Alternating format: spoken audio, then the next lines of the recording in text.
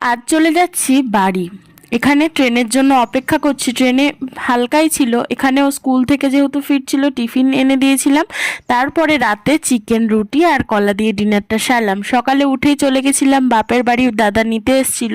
বাবার ছিল জন্মদিন। এখানে মা বলল পনিরটা কেটে দিতে, তাই আমি কেটে দিচ্ছিলাম। তারপর নিজের হাতে বাবাকে পায়েস বানিয়ে খাওয়ালাম।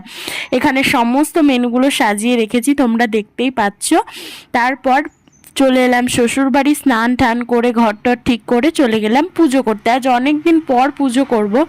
পুজো করতে আমার খুবই ভালো লাগে, আর ফুল দিয়ে ঠাকুরকে সাজাতে তো খুবই ভালো লাগে। আমার মতো তোমরা কে কে ঠাকুর পুজো করতে ভালোবাসো অবশ্যই কিন্তু জানিও কমেন্ট করে।